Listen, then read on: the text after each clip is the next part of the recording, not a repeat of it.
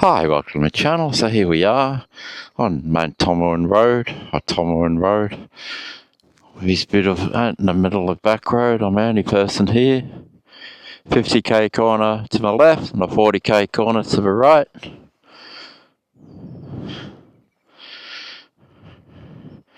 Quietness, silence. NX 500, 12,500 k's, up 12,000 k service last week. Rode down to New South Wales to get my service done. Away from. Anyway, today's video is not to have a whinge, not to have a. Because it's depressing, eh? Last thing you want to do when you get a new bike is have a bad ownership experience due to the dealers that you're giving your hard-earned money to, eh? That's the sad thing about it. That's the depressing thing. But I look at it the other way as well. Regardless of a depressing dealership experiences, 2 out of 4 dealers has been really depressing. So I guess it depends which way you look at it, but 2 okay experiences. Is how much fun I've had riding bikes as a returning rider. So I guess that's what today's video should be about. I was 57 when I returned as a rider. You know, I say it quickly, and 57. Had ridden when I was 11 up until I was about 23 on different bikes, mini bikes, motocross bikes, trail bikes, FJ 1200, and that was my life. I mean, that was my great passion as 11, 12, 13, 14, 15-year-old. I wanted to be a motocross racer. I dreamt of that. Didn't happen, no. Just didn't fall into place.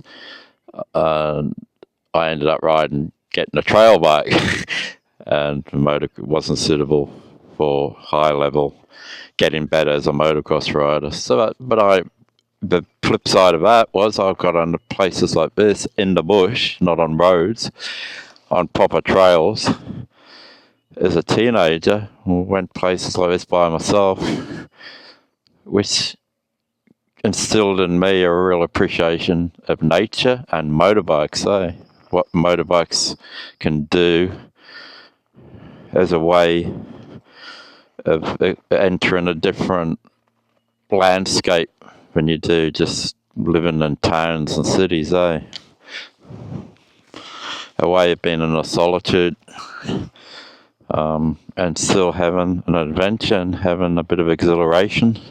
You can have an exhilaration, you can have solitude, you can have nature, you can have that visceral experience with a bike on 2 wheels with exhaust sound, and it's just a little 500. I know people scoffing, but 500cc. But hey, be surprised how much fun. And I'm not saying I was surprised how quick this goes through a Drusi, or this can keep up with most cars and most bikes. I'm not even talking from that. I'm just saying it's surprising how much fun you can have on a bike that's easily manageable. You don't have to worry as much. It's still a heavy bike. I've just tipped over now for side stand. Hey, I'm over just flagging the car down, take my off and giving them my best freaking smile, and going, "Oh mate, could you help me?" My leg's hurting. Can you help me pick my? you know what I mean? Blah blah. But it's more manageable, It is. As you're getting older, I mean, guys are riding the big BMWs, and I'm not saying every rider. This is just a generalisation, but I think a lot of them they buy the bigger bikes, and they look up the Facebook groups, or they look up the paid organised trips. You know what I mean? Where you pay a bit of money, and everything's laid out for you, and riders on big adventure bikes. You come off, you've got backup, It's like 30 or 40 guys go out at once, but pay the money. Or mates, you know, people that know each other, wider social then, you know, and yeah, it can be a bit of a click, you know, people in KTMs and BMWs because I've got the money, you know what I mean? And you can see that when you stop at coffee shops, and it's like a social thing, you know, social circle, social standing thing, and I just can't be bothered. Anyway, shit, eh? I'm on a Honda, I'm on a little 500. Yeah, and of course, you're riding a bigger bike and, whoa, you know, you feel like a big fucking superhero. You know, like an Incredible Hulk if you're on a big, like on a Transit, it was a big bike for a shorter rider. But you just go, you know, you go, fuck.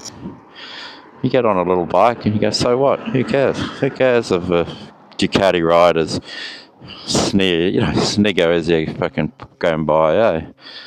And we're just generalised, and of course not all Ducati riders will do that, but you know what I mean? I'm not in the elite biking class, you know, it's not in the elite biking class, is it?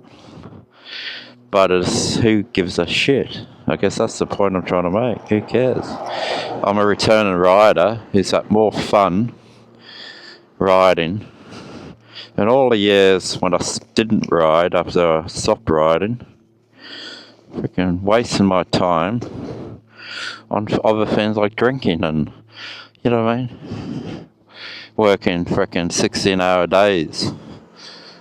All that shit. Getting nowhere. Just getting a more expensive ways of parting with your money, eh? I've spent trading my bikes. I've had six bikes since I returned a rider. And you know, I've had 2 bikes at once. That's the most I've ever had at once. And only for a short time. A Versa 650 and a Transalp 750.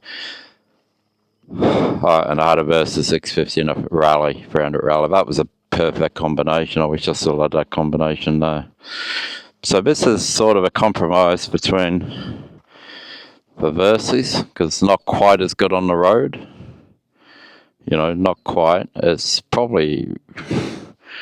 an easier bike in a way in going into the corners.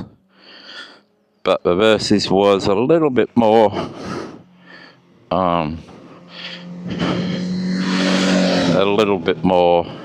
what would you say, genuine road bike experience.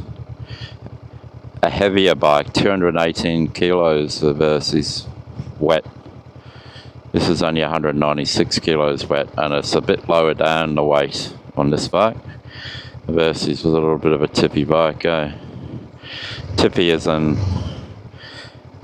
what I mean by tippy is, ever since the 1000k service, this freaking clutch, to me, isn't right, eh? Not like it was before. Or am I just having to readjust to them resetting the clutch up how they feel it's supposed to be? I don't know. It just feels as though you've got it, you know, it's dragging just a touch, eh, where it wasn't dragging at all before.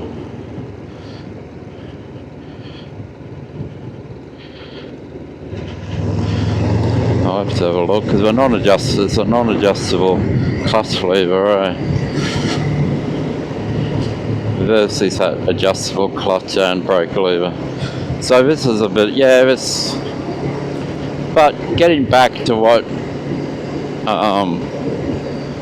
as a returning rider as you get older, hey, it has been so much fun. It sharpens you up, eh? It sharpens you up. As I said, I don't drink anymore, and I did like drinking. I gave up 6 years ago, and I haven't had a drop, haven't drank. And I just went cold turkey during the COVID lockdown. I said, I'm not freaking sitting. This is it, you know what I mean? I got too heavy, and I lost a heap of weight. Stopped drinking, heap of weight, walking like ridiculous amounts a day, kilometres wise, like we're talking about 40 up to 40 kilometres a day. sometimes riding on a push bike 50, 80, 100 k's a day. Just full on, because you're getting paid not to work during the COVID lockdown. So that was my turning point. And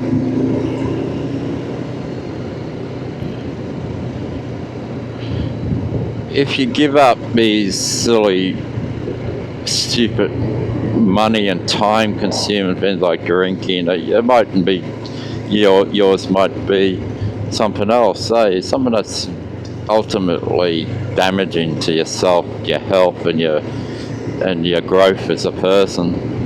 Amazing how much you realise you might have been spending on that thing that wasn't doing you any good. And of course, motorbikes, if you carry them to the extreme, they can injure you, or you can spend too much time on the bike, which is very easy to do. So touch on that subject, because it feels so good. It's like anything that feels good. That's why people get addicted to alcohol and drugs, because initially alcohol can give you, everybody's chasing, hands up. When we were kids, when we were younger, and we felt that 2 or 3 can rush, up to 2 or 3 cans of beer, that euphoria. I was chasing that, and sometimes you got it back, and sometimes it was, with different types of alcohol, it would be actually more intense, but it would only last a certain amount of time, and each drink you had after that euphoric feeling would swing the other way, wouldn't it? And even if you still felt good for the rest of the night while you were drinking, I don't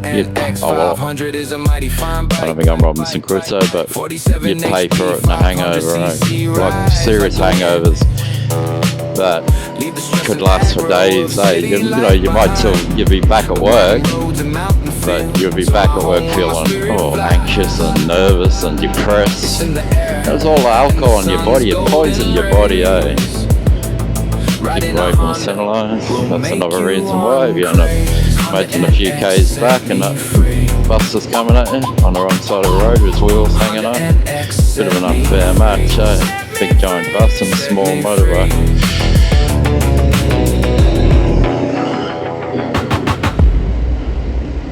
This is common sense.